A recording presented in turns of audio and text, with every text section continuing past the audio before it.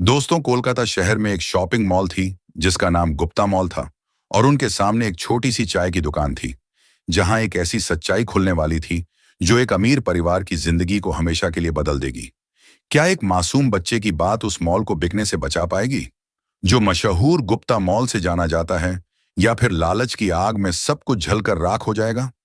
दोस्तों, इस रहस्य को जानने के लिए वीडियो के अंत तक बने रहा। दोस्तों, कोलकाता शहर की चमचमाती सड़कों के बीच एक गुप्ता मॉल नाम से शॉपिंग मॉल खड़ा था। यह मॉल सिर्फ इमारत नहीं, बल्कि एक परिवार की यादों का खजाना था। मॉल के ठीक सामने सड़क के किनारे एक छोटी सी चाय की दुकान थी। सुबह शाम लोगों का मेला लगता था। दोस्तों, इस चाय की दुकान पर एक ऐसी घटना हुई जिसने न सिर्फ एक परिवार की जिंदगी बदली, बल्कि एक मासूम बच्चे की सच्चाई ने सबके दिलों को छू लिया। दोस्तों, कोलकाता के इस इलाके में एक बेहद अमीर व्यक्ति रहता था जिसका नाम था श्यामलाल। श्यामलाल की मेहनत और लगन ने उन्हें शहर का एक बड़ा नाम दिया था। उनके पास कई कारोबार थे, होटल, रियल एस्टेट और सबसे खास वो शॉपिंग मॉल जिसकी नींव उन्होंने अपने खून पसीने से रखी थी। यह मॉल उनके लिए सिर्फ व्यापार का हिस्सा नहीं, बल्कि उनका सपना था, उनकी मेहनत का प्रतीक। श्यामलाल के 3 बच्चे थे, 2 बेटे प्रशांत और रवि और एक बेटी सविता। तीनों भाई बहनों में गहरा प्यार था। बचपन में वे साथ खेलते, हंसते और एक दूसरे का ख्याल रखते। श्यामलाल ने अपने बच्चों को हमेशा साथ रहने की सीख दी थी, लेकिन समय के साथ जैसे बच्चे बड़े हुए, उनकी जिंदगी में नए रंग जुड़े। प्रशांत और रवि की शादी हो गई और सविता की शादी भी मोहित नाम के एक नेकदिल और मेहनती लड़के से हो गई जिसका खुद का अच्छा खासा कारोबार था। सविता अपने पति मोहित के साथ खुशहाल जिंदगी जी रही थी। मोहित एक समझदार और मेहनती इंसान था जो सविता की हर खुशी का ख्याल रखता। दूसरी तरफ प्रशांत और रवि भी अपने अपने कारोबार में व्यस्त हो गए। श्यामलाल का शॉपिंग मॉल दिन ब दिन तरक्की कर रहा था। यह मॉल न सिर्फ शहर की शान था, बल्कि उससे होने वाली कमाई भी परिवार के लिए गर्व की बात थी। शादी के कुछ साल बाद प्रशांत और रवि के बीच छोटी छोटी बातों पर तकरार शुरू हो गई। पहले तो यह छोटी मोटी नोकझोंक थी, लेकिन धीरे धीरे यह तकरार गहरी खाई में बदल गई। दोनों भाई एक दूसरे से बात करना तक छोड़ चुके थे। श्यामलाल ने बहुत कोशिश की कि अपने बेटों को समझाए, उन्हें एकजुट रखें, लेकिन दोनों भाई अपनी जिद पर अड़े रहे। एक दिन प्रशांत और रवि ने अपने पिता के सामने एक ऐसी मांग रखी जिसने श्यामलाल का दिल तोड़ दिया। दोनों ने कहा, पिताजी, अब हमें अलग होना है। आप अपने सारे कारोबार और संपत्ति का बंटवारा कर दीजिए। हमें जो करना है हम करेंगे। आपको इससे कोई मतलब नहीं होना चाहिए। यह सुनकर श्यामलाल का दिल भर आया। वह इतना दुखी हुए कि अपने कमरे में जाकर फुट फूट कर रो पड़े और बीते दिनों को याद करने लगे। उन्होंने अपने बच्चों को एकजुट रहने की सलाह दी, लेकिन जब दोनों नहीं माने तो मजबूरी में उन्हें बंटवारे का फैसला करना पड़ा। श्यामलाल ने अपनी बेटी सविता और दामाद मोहित को भी बुलाया। उन्होंने सारी संपत्ति और कारोबार को बराबर बांट दिया, लेकिन उस शॉपिंग मॉल को, जो उनके दिल के सबसे करीब था, उसे श्यामलाल ने अपनी बेटी सविता के नाम कर दिया। श्यामलाल ने सविता से कहा, बेटी, यह मॉल मैंने अपनी मेहनत से बनाया है। यह मेरी आखिरी निशानी है। मैं चाहता हूं कि यह तुम्हारे पास रहे। तुम मेरी बेटी हो और तुम्हारा भी इस पर उतना ही हक है जितना तुम्हारे भाइयों का। सविता ने पहले तो मना किया, फिर कुछ सोचकर उसने कहा, पापा, इसे भाइयों को ही दे दीजिए, मुझे इसकी जरूरत नहीं। लेकिन श्यामलाल ने प्यार से समझाया, नहीं बेटी, यह तुम्हारा हक है। मैं नहीं चाहता कि तुम कभी किसी पर निर्भर रहो। यह मॉल तुम्हें आत्मनिर्भर बनाएगा। आखिरकार सविता ने अपने पिता की बात मान ली। मॉल उसके नाम हो गया और बाकी की संपत्ति और कारोबार प्रशांत और रवि में बराबर बांट दिए गए। लेकिन इस बंटवारे से प्रशांत का मन खट्टा हो गया। उसे यह बात बिल्कुल पसंद नहीं आई कि मॉल सविता के नाम हो गया। यह मॉल हर महीने लाखों की कमाई करता था और प्रशांत की नजर उस पर थी। प्रशांत ने बाहर से तो सविता को समझाया, हाँ बहन, यह मॉल तुम्हारे पास होना चाहिए। आखिर तुम भी तो हमारी बहन हो। भविष्य में न जाने कब इसकी जरूरत पड़ जाए। लेकिन मन ही मन वो मॉल को हथियाने की योजना बना रहा था।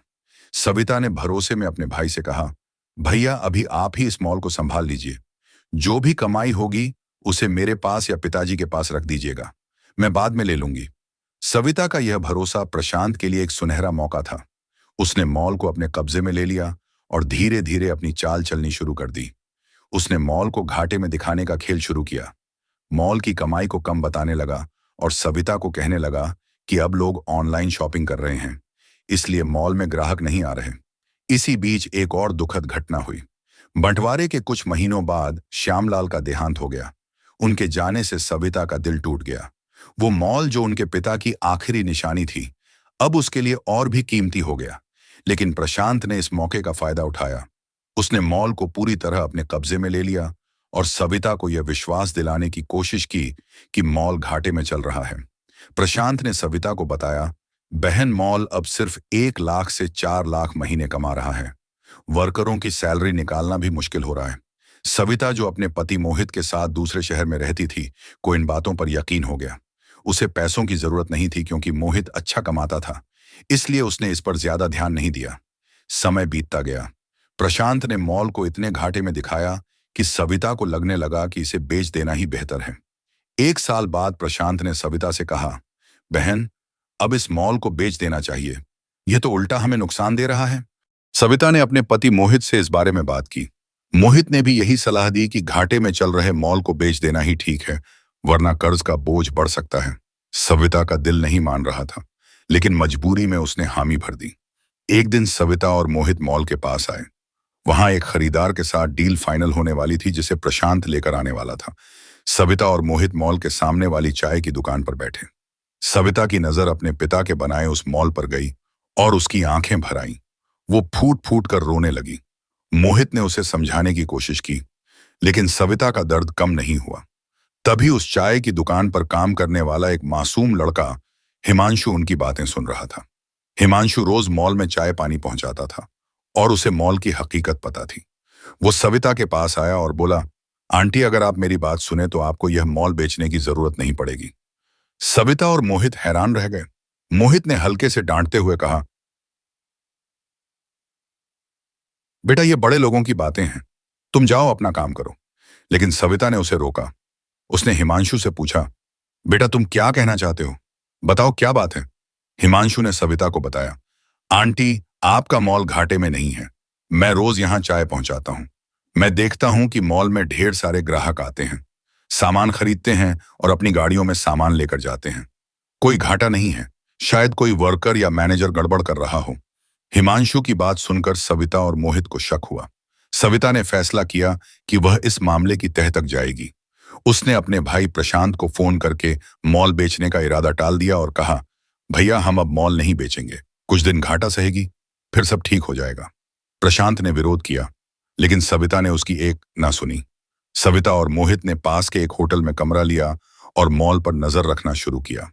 हिमांशु की मदद से उन्हें पता चला कि मॉल की सारी कमाई प्रशांत अपने पास रख रहा था। उसने एक खरीदार का इंतजाम किया था जो दरअसल उसका ही आदमी था। प्रशांत की योजना थी कि मॉल को सस्ते में बेचवाकर वह खुद इसे खरीद ले। सविता को अपने भाई की चाल का पता चल गया, लेकिन उसने प्रशांत को कुछ नहीं कहा। उसने और मोहित ने अपने एक भरोसेमंद आदमी को मॉल का मैनेजर नियुक्त किया और उसे सारी जिम्मेदारी सौंप दी। सविता ने प्रशांत से कहा, भैया, अब आप इस मॉल की चिंता ना करें। मेरे पति ने अपना आदमी लगा दिया है, हम इसे खुद संभालेंगे। प्रशांत को समझ आ गया कि सविता को सब पता चल चुका है। उसका सिर शर्म से झुक गया। सविता और मोहित ने हिमांशु का शुक्रिया अदा करने का फैसला किया। वे उस चाय की दुकान पर गए, लेकिन वहां हिमांशु नहीं था। चाय वाले ने बताया कि हिमांशु की मां की तबीयत खराब है और वह उसे सरकारी अस्पताल ले गया है। सविता और मोहित हिमांशु के घर गए और वहां से उसे अस्पताल में मिले। हिमांशु ने बताया कि उसकी मां की बीमारी का इलाज चल रहा है, लेकिन पैसे की कमी के कारण अच्छी दवाइयां नहीं मिल पा रही हैं। सविता और मोहित ने फैसला किया कि जिस बच्चे ने उनके पिता की निशानी बचाई, उसे वे एक बेहतर जिंदगी देंगे। सविता और मोहित ने हिमांशु की मां को शहर के सबसे अच्छे अस्पताल में भर्ती करवाया। उन्होंने हिमांशु के घर में 1 महीने का राशन भरवाया और उसे पढ़ाई पर ध्यान देने को कहा। सविता ने वादा किया कि जब तक हिमांशु पढ़ाई पूरी नहीं करता, वे उसके परिवार की जिम्मेदारी उठाएंगे। हिमांशु ने पहले तो मना किया, लेकिन सविता ने उसे समझाया, बेटा, तुमने मेरी इतनी बड़ी मदद की, अब मेरी बारी है। यह इंसानियत का तकाजा है। समय बीता। हिमांशु ने अपनी स्कूली पढ़ाई पूरी की और सविता ने उसे एक अच्छी यूनिवर्सिटी में दाखिला दिलवाया। हिमांशु की मां पूरी तरह ठीक हो गई। सविता आज भी मॉल की कमाई से हिमांशु की पढ़ाई का खर्च उठाती है, यह कहानी सिर्फ एक मॉल की नहीं, बल्कि विश्वास, धोखे और इंसानियत की है।